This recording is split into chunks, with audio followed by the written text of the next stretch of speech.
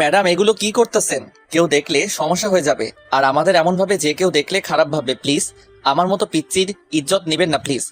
তোকে কতবার বলছিলাম অন্য কোনো মেয়ের দিকে তাকাইবি না, তাও তুই সেই কাজটাই বারবার করিস। ম্যাডাম আমি আর কখনো এই কাজ করবো না, এইবারের মতো আমাকে মাফ করে দেন, আর জীবনেও করবো না এই কাজ। মাফ করতে পারি, কিন্তু তার আগে তোর ওই গোলাপি ঠোঁটটা একটু খাবো। প্লিজ না ম্যাডাম, এমনটা কইরেন না। আমার পেটে আপনার বাচ্চা, থুকু আপনার পেটে আমার বাচ্চা হয়ে যাবে। প্লিজ ম্যাডাম এমনটা কইরেন না। ওই চুপ থাক। কিস করলে বাচ্চা হবে না, বাচ্চা হতে হলে আরো কঠিনতম কাজ করা লাগে। ওই কাজটা বিয়ের পরে করব, কিন্তু এখন তোর ওই ঠোঁটটা খাবো। ম্যাডাম এটা কিন্তু ঠিক না, আমাকে একা পেয়ে আপনি আমাকে রেপ করতেছেন। জাতি এটা মানবে না ম্যাডাম। আজ পিচ্চি বইলা আপনি আমার ইজ্জত কেড়ে নিতে পারেন না। আমাগো তোমার পিচ্চি পোলারে এই জল্লাদ ম্যাডামের কাছ থেকে বাঁচাও। একটু চুপ, বেশি বকবক করতেছিস তুই। আরেকটা কথা বলবি তো চুপচাপ কিস করতে দে। আমাকে ছেড়ে দেন। আর কিছু কইতে পারলাম না, ম্যাডাম আমার ঠোঁট জোড়া চেপে ধরলেন। আমি ছুটার অনেক চেষ্টা করছি, কিন্তু এই টাইমে ওনার শক্তির সাথে পেরে উঠতে পারতেছি না, কারণ উনি আমার মাথার পিছনে হাত দিয়ে শক্ত করে ওনার ঠোঁটের সাথে চেপে ধরছেন। আল্লাহ আমারে বাঁচাও। প্রায় 7 মিনিট 37 সেকেন্ড পরে উনি আমাকে ছেড়ে দিলেন। দুইজনই হাঁপাচ্ছি। তখন ম্যাডাম বলে উঠলেন, কেমন লাগছে বাবু? ও এক থু, এত বাজে, আমার তো বমি আসতেছে। কি আমার কিস তোর কাছে বাজে লাগে? দাঁড়া, তোকে আজ সারা দিন কিস করব। বলে আবার আমার ঠোঁটের উপর ঝাঁপিয়ে পড়লেন। প্রায় 5 মিনিট পরে আবার ছেড়ে দিলেন। তখন আমি হাঁপিয়ে হাঁপিয়ে বললাম, ম্যাডাম আমি আর পারবো না, এইবারের মতো ছেড়ে দেন। আপনার ঠোঁটগুলো অনেক মিষ্টি, একেবারে মিষ্টির দোকান মনে হচ্ছিল ঠোঁটগুলো। প্লিজ এবার এই বাচ্চা ছেলেটাকে ছেড়ে দেন। ছেড়ে দেব।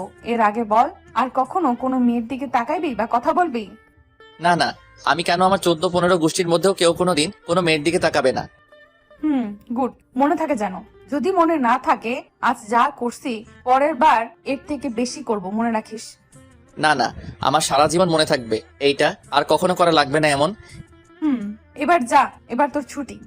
এই কথাটা বলতেই তাড়াতাড়ি ম্যাডামের রুম থেকে বেরিয়ে গেলাম। আল্লাহ এই জলাদ মেয়ের কাছ থেকে বাঁচিয়েছেন, তার জন্য হাজার হাজার ধন্যবাদ।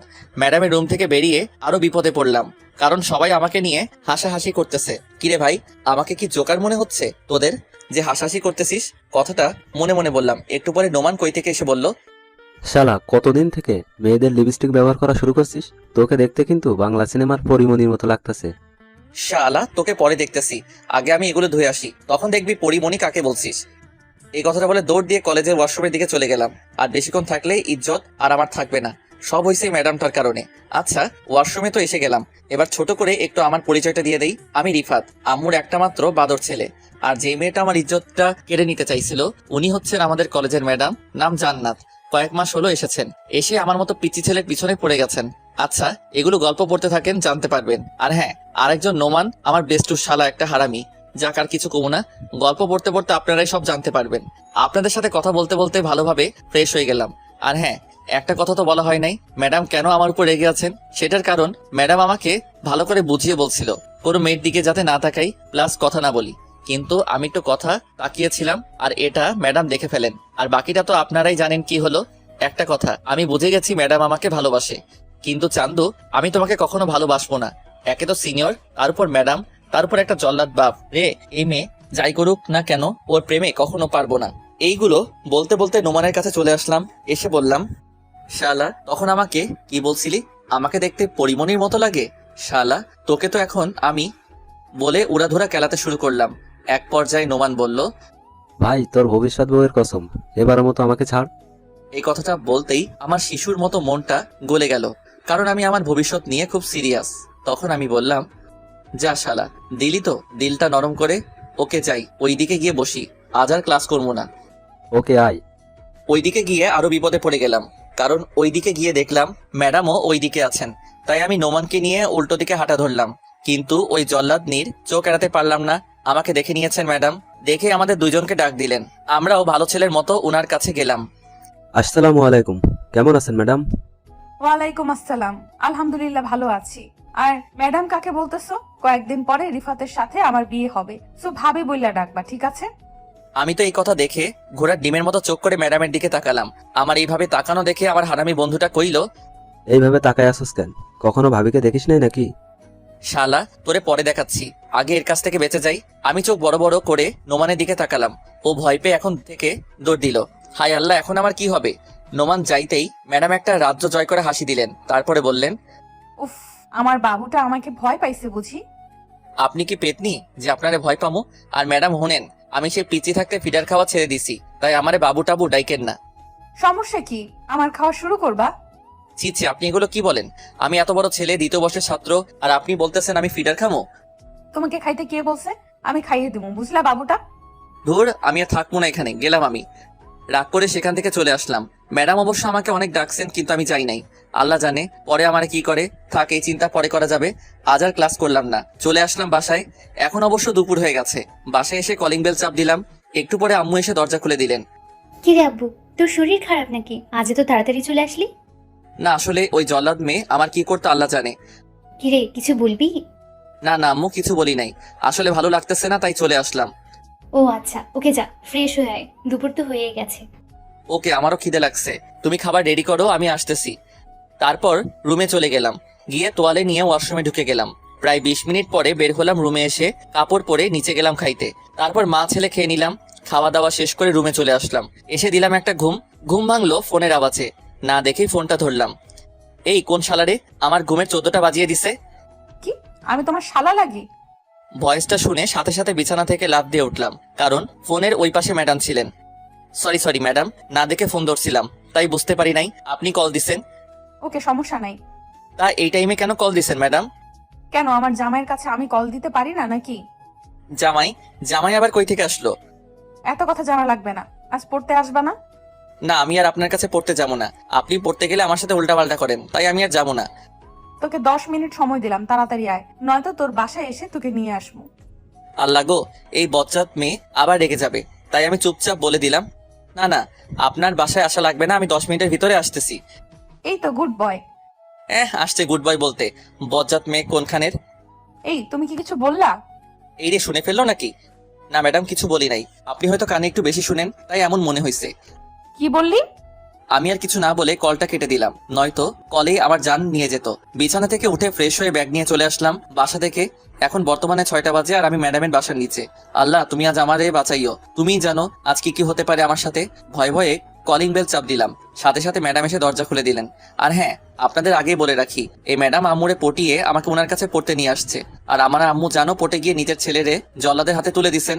ম্যাডাম দরজা খুলেই আমার কলার ধরে টেনে টেনে ওনার রুমে নিয়ে গেলেন। তারপরে বললেন, এই, তুই তখনই এভাবে বলে কল কাটলি কেন? আমি তোকে কল কাটতে বলছিলাম? এই যে এ তো দেখি একটুতেই রেগে আগুন হয়ে যায়, এখন কি করতাম? হ্যাঁ, পাইছি, আপনি তো বলছিলেন 10 মিনিটে আসতে, আর যদি আপনার সাথে কথা বলতে থাকতাম সারা রাতে তো আসা হতো না, তাই না? ও আচ্ছা, এই কথা বাবু। এটা বলে ম্যাডাম যেটা করলেন সেটার জন্য একটু প্রস্তুত ছিলাম না। ভাবে বসছেন যে নড়াচড়া করতে পারতেছি না। আল্লাহ, এই ম্যাডাম এখন কি করবে আমার লগে? আল্লাহ, আমাকে প্লিজ এইবারের মতো রক্ষা করো, আমি কাল থেকে আর প্রাইভেটে আসবো না। এই ম্যাডাম, কি করতেছেন আপনি? প্লিজ আপনার ওই বিশাল আকারের শরীরটা আমার উপর থেকে তুলেন, নয়তো আমার শরীরে যত হাড্ডি আছে ভেঙে যাবে। আল্লাহ, এই আটার বস্তার উপর থেকে নিচে ফেলাও। কুত্তা, তুই কি বললি? আমি আটার বস্তা? আজ তোকে তো খাইছি। আল্লাহ, ম্যাডাম আমারে খাইয়েন না প্লিজ, নয়তো আমার ভবিষ্যৎ বউটা বিধবা হয়ে যাবে। তোকে বলি একটা, তুই বুঝিস আরেকটা। তোকে নিয়ে যে কই যাই, আল্লাহ ওরে একটু বুঝাও না, আমি ওরে নিজের থেকেও বেশি ভালোবাসি। ম্যাডামের কথাগুলো শুনে একটু মায়া হলো। এই কথাগুলো বলে ম্যাডাম আমার উপর থেকে উঠে আরেক পাশে বসলেন। উফ, এইবারের মতো বেঁচে গেছি। ওইদিকে ম্যাডাম বলতেছেন, তুমি কি কখনো বুঝবে না আমার ভালোবাসাটা? সেই কবে থেকে তোমাকে মন প্রাণ দিয়ে ভালোবাসি। চোখ বন্ধ করলেই শুধু তোমাকে দেখি, সারা দিন রাত শুধু তোমাকে নিয়েই ভাবি। কেন বুঝো না, বুঝার মতো থাকো তুমি। আর এদিকে আমি ওই কথাগুলোর পাত্তা না দিয়ে বললাম, আচ্ছা ম্যাডাম, আজ আমি বাসায় চলে যাই। ওকে, চলে যাও, কাল ঠিক মতো চলে আসবা। কাল তো আমি জীবনেও আসবো না। কিছু কি বললা? না, কিছু বলি নাই, আসি আমি। এই বলে চলে আসলাম। ম্যাডাম কেমন জানি চুপ হয়ে গেছেন। আর আরেকটা অবাক করার বিষয় যে ম্যাডাম আমাকে ছাড়তেই চায় না, আজ বলতেই ছেড়ে দিলেন। হঠাৎ করে কি হয়ে গেল ওনার? যাক, আমার এগুলো নিয়ে ভেবে কাজ নাই। তারপর বাসায় এসে ডিনার করে দিলাম এক ঘুম ভাঙলো আম্মুর চেঁচামেচিতে। ওই রিফা, তাড়াতাড়ি ওঠ বাবা, তোর কলেজে দেরি হয়ে যাচ্ছে তো। তোর ভালো লাগে না? একদিন কলেজে না গেলে কি হয়? এই, তোর মনে কি চলছে রে? তুই কি আজ কলেজে যাবি না? একদম ঠিক ধরেছ, আমি আজ কলেজে যাব না, সারাদিন আজ ঘুমাবো। তুই কলেজে যাবি না, তোর ঘাট যাবে। তাড়াতাড়ি ঘুম থেকে ওঠ, নয়তো তোর খবর আছে। ধুর, উঠতাছি। বিছানা থেকে উঠে ওয়াশরুমে চলে গেলাম। ওয়াশরুম থেকে ভালো করে নিজেকে ওয়াশ করে বেরিয়ে আসলাম। রুমে এসে কলেজে যাওয়ার জন্য তৈরি হয়ে গেলাম। আয়নার সামনে যেতে নিজেই লজ্জা করতেছে। ইস, আমি এত কিউট। যাক, নিজের ঢাক নিজে পিটিয়ে লাভ নাই। রুম থেকে বেরিয়ে নিচে আসতেই আম্মু ডাক দিয়ে বললেন, এই, এদিকে আয়, নাস্তা করে যা। না আম্মুর সময় নাই, কলেজে গিয়ে খেয়ে নিব, এখন বাই। এটা বলে আম্মুর কাছ থেকে বিদায় নিয়ে চলে আসলাম। বাইরে বের হয়ে একটা রিক্সা পেলাম, সাথে সাথে রিক্সায় উঠে গেলাম। 10 মিনিট পরে চলে গেলাম কলেজে। কলেজে গিয়ে নোমান শালারে কল দিতেছে, কিন্তু শালা কল ধরতেছে না। বুঝে গেলাম গফ নিয়ে ডেটিং এ গেছে হয়তো। তার মানে আজ আর কলেজে আসা হবে না, সারাদিন গফরে টাইম দিবে। এইদিকে আজ নাস্তাটাও করে আসি নাই, প্রচুর খিদে পাইছে। আর ক্লাসের আরো 20 মিনিট আছে, সো কিছু খেয়ে আসি। এটা বলে কলেজ ক্যান্টিনে চলে গেলাম কিছু খাওয়ার জন্য। ক্যান্টিনে গিয়ে যা দেখলাম তা দেখে মাথায় রক্ত উঠে গেল। কারণ ক্যান্টিনে গিয়ে দেখে ম্যাডাম আর আরেকটা ছেলে হাত ধরাধরি করে কফি খাচ্ছেন। এটা দেখে না খেয়ে চলে আসলাম। তারপর মাথায় এক বস্তা রাগ নিয়ে চলে আসলাম কলেজের গেটের সামনে। ওইখান থেকে একটা রিক্সা নিয়ে বাসার দিকে যেতে শুরু করলাম। আমি জানিও না কেন ওই দৃশ্যটা দেখে আমি আবার রাগ কেন কন্ট্রোল করতে পারতেছি না। ম্যাডামকে তো আমি ভালোবাসি না, তাহলে এই রেগে যাওয়াটার কারণ কি? কি হয়েছে আমার যে ওনার সাথে অন্য আরেকটা ছেলে দেখে আমার এত রাগ হলো? এইসব কথাগুলো মাথায় ঘুরপাক খাচ্ছে। এর মধ্যে বাসায় চলে আসলাম। আম্মু আমাকে দেখে বললেন, কিরে, এই তো গেলি কলেজে, তাহলে আবার চলে আসলি কেন? বাবা, তোর কি শরীর খারাপ লাগছে? না আম্মু, এমনি ভালো লাগছিল না, আর মাথা প্রচুর ব্যথা করতেছিল, তাই চলে আসছি। তোর মুখটা এমন কেন দেখাচ্ছে? মনে হচ্ছে কারোর উপর খুব রাগ হয়ে আছিস। আরে আম্মু, আমি আবার কার উপর রাগ করবো বলো? বাইরে রোদ পড়ছে তো, তাই মুখটা লাল হয়ে গেছে। আচ্ছা, তুমি কি আমাকে যেতে দিবা নাকি শুধু প্রশ্ন করবা? আমি কি তোকে আটকে রাখছি নাকি? আল্লাহ, তুমি রশি ফালাও, আমি উঠে যাই। এতক্ষণ ধরে প্রশ্ন করেই যাচ্ছ, আর আমিও উত্তর দিয়েই যাচ্ছি। এটাকে কি আটকানো বলে না? এই যা, তোর না মাথা ব্যথা করে? তাহলে রুমে গিয়ে শুয়ে থাক। ওকে, যাচ্ছে। আর হ্যাঁ, আমাকে ডাক দিবা না, আমি ঘুমাবো। আর হ্যাঁ, ঘুম যখন ভাঙাবে তখন খেয়ে নিব। আচ্ছা যা তুই। এরপরে ওইখান থেকে চলে আসলাম আমার রুমে এসে ওয়াশরুমের দিকে চলে গেলাম। কিছুক্ষণ পর ফ্রেশ হয়ে বেরিয়ে আসলাম। তারপর ওই জামাগুলো ছেড়ে অন্য জামা পরে বিছানায় গিয়ে শুয়ে থাকলাম। বাট হালার ঘুম কোনোভাবেই আসতেছে না, তাই ফোন নিয়ে গান শুনতে লাগলাম। কখন যে ঘুমিয়ে পড়ছি মনেই নাই। ঘুম ভাঙলো ফোনের চেঁচামেচিতে। কেডাই জানি কল দিছে। কলটা ধরে কানের কাছে নিয়ে আসলাম। হ্যালো, কে বলতেছেন? এই সময় কল কেন দিছেন? আপনি কি জানেন না আমি ঘুমাইতেছি? ওই পাশ থেকে একটা মেইলি কণ্ঠ ভেসে আসলো। বুঝে গেলাম ম্যাডাম কল দিছেন। আমার ওই সকালের কথা মনে হতে রাগ উঠে গেল, তাই কল কেটে দিলাম। বারবার কল দিতেছে, তাই এবার বিরক্ত নিয়ে কল ধরে বললাম, এই আপনার সমস্যা কি? হ্যাঁ, এত কল দিতেছেন কেন আমাকে বলবেন ভালোবাসেন, আর কলেজে অন্য কারো হাতে হাত রেখে কফি খাবেন? বাহ, ওনাকে গিয়ে কল দেন না, আমাকে আর কখনো কল দিবেন না আপনি, মনে থাকে যেন। আরো নানা রকম কথা বললাম, সেগুলো আপনাদের না শুনলেও চলবে। আমি যে টাইমে কথা বলছি ওই টাইমে ম্যাডাম একটা টু শব্দ করেন নাই। আমার কথা বলা শেষ হতেই কলটা কেটে দিলাম। এখন নিজেকে একটু হালকা লাগতেছে। তারপর ফোনে সময় দেখলাম 3টা 45 বাজে। আল্লাহ, এতক্ষণ ঘুমের মধ্যে ছিলাম আমি, কিভাবে সম্ভব? অনেক খিদেও পাইছে, তাই তাড়াতাড়ি বিছানা থেকে উঠে চলে গেলাম ফ্রেশ হতে। ফ্রেশ হয়ে এসে নিচে চলে গেলাম।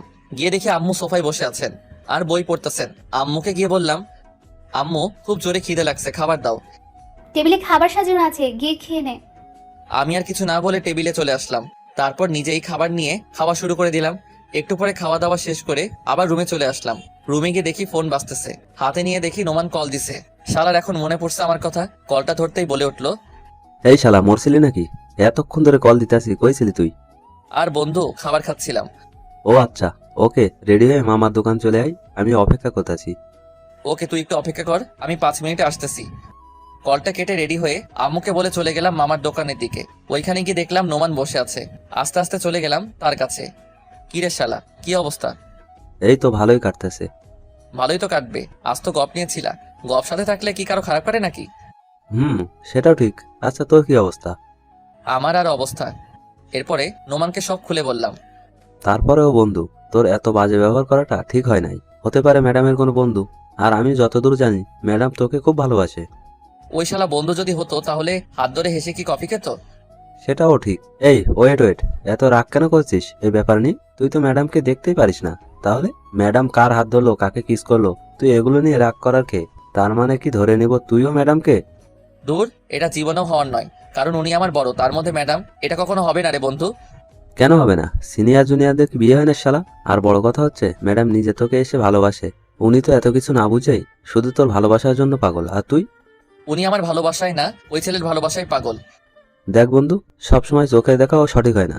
ম্যাডামকে জিজ্ঞেস করে দেখ, হয়তো উত্তর পেয়ে যাবি কে ছিলেন উনি। দূর, পারবো না, থাক, এগুলো বাদ দে। দেখ ভাই, ম্যাডামের মতো কেউ তোকে ভালোবাসতে পারবে না। আর আমি একজন প্রেমিক হয়ে এটা বুঝে গেছি যে তুমিও বন্ধু ম্যাডামের প্রেমে পড়ে গেছো। এই চুপ কর, নয়তো চলে যাবো শালা। আসলাম মন ভালো করার জন্য, আর তুই শুরু করে দিছিস ম্যাডামের হয়ে দাঁড়ালি। বন্ধু, যেদিন বুঝবা ওই দিন দেরি হয়ে যাবে অনেক, তাই যদি পারো কাল ম্যাডামকে প্রপোজ করো। ওকে, দেখা যাবে।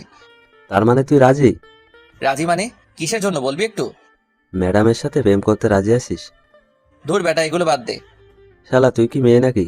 লজ্জা কেন পাচ্ছিস? এগুলো বাদ দে না। শেষ পর্যন্ত হার মেনে নিলা? হয়তো। তুই কি বাদ দিবি এগুলো? এইভাবে আরো অনেক সময় আড্ডা দিলাম, আর নোমান শালা আমারে শেষ করে দিয়েছে। এগুলো বলতে বলতে সন্ধ্যা হয়ে গেছে। এর মধ্যেই ম্যাডাম কল দিয়ে বসছেন। নোমান দেখে বলল, তাড়াতাড়ি কলটা ধর। আমি জানি ম্যাডাম আমাকে পড়তে যাওয়ার জন্য কল দিছেন। তারপর চুপচাপ কলটা ধরলাম। কল ধরতেই যেন আমার হাসি খুশি মুখটা উদা হয়ে গেল, কারণ ম্যাডামের ফোন থেকে ম্যাডাম না, অন্য আরেকটা লোক বলে উঠলো, আপনি কি রিফাত বলছেন? জি আমি রিফাত, কিন্তু আপনি কে? আমি কে সেটা পরে জানবেন, তাড়াতাড়ি এই হসপিটালে চলে আসুন। বলেই লোকটা কল কেটে দিল। আমি আমার বুকের বাপাশে তীব্র ব্যথা অনুভব করলাম। এই ব্যথা সহ্য করার মতো না। নোমান আমার এইরকম করা দেখে বলল, কিরে ম্যাডাম কি বললো? আমি কিছু না বলে বললাম, তাড়াতাড়ি হাসপাতালে আয়। তারপর দ্রুত গতিতে হাসপাতালের দিকে ছুটে চললাম দুইজন। সারা রাস্তা নোমান প্রশ্ন করছে কি হয়েছে, কিন্তু আমি কিছু বলি নাই। আল্লাহ ম্যাডামের যেন কিছু না হয়। আমি খুব বেশি ভালোবাসি ম্যাডামকে। প্লিজ আল্লাহ, আমার ম্যাডাম যেন ঠিক থাকে। আরো নানাভাবে আল্লাহর কাছে ম্যাডামের জন্য দোয়া করলাম। আস্তে আস্তে চলে আসলাম হাসপাতালে। এসে আবার ওই নম্বরটাতে কল দিলাম। একটু রিং হওয়ার পর কলটা ধরলেন। আমি তখন তাকে জিজ্ঞেস করলাম, ভাইয়া আপনি কোথায় আছেন? আমি হাসপাতালের নিচে। এত নম্বর রুমে চলে আসো তাড়াতাড়ি। এটা শুনে কলটা কেটে দৌড় দিয়ে চলে যেতে লাগলাম। পিছন পিছন নোমানও আসছে। একটু পর ওই রুমের কাছে গিয়ে দেখলাম ক্যান্টিনের ওই ছেলেটা বসে আছে। ওর কাছে গিয়ে জিজ্ঞেস করলাম, ম্যাডাম কোথায়? ম্যাডামের ফোন আপনার কাছে কেন? উনি হাতের ইশারা দিয়ে আমাকে সামনের রুমটা দেখিয়ে দিলেন। আমি কিছু না ভেবেই রুমে ঢুকে দেখি ম্যাডাম হাসপাতালের বিছানায় শুয়ে আছেন। আমার চোখে পানি এসে পড়লো। আমি তাড়াহুড়া করে ম্যাডামের পাশে গিয়ে বসে ম্যাডামকে ডাকা শুরু করলাম। ম্যাডাম, ও ম্যাডাম, প্লিজ উঠেন, দেখেন আমি এসে গেছি। কিছু হবে না আপনার, প্লিজ চোখ খুলেন। ওই ম্যাডাম চোখ খুলে দেখেন না, আমি এসে গেছি। আর আপনাকে কখনো দূরে সরিয়ে দেবো না, প্রমিস। সবসময় আমার কাছে রাখবো আপনাকে। প্লিজ কথা বলুন, প্লিজ প্লিজ। আপনি এমন করতে পারেন না আমার সাথে। আমি কিভাবে থাকবো আপনাকে ছাড়া? প্লিজ উঠুন প্লিজ। আমিও যে আপনাকে খুব ভালোবাসি ম্যাডাম, প্লিজ একটাবার চোখ খুলে দেখেন, আপনার পিচ্চি বর এসে গেছে। আমি এইভাবে নিচের দিকে তাকিয়ে এগুলো বলতে লাগলাম। হঠাৎ কেউ বলে উঠলো, এই কথাটা আগে বললে কি হতো? এতই যেহেতু ভালোবাসো তাহলে দূরে দূরে কেন রাখতে আমাকে?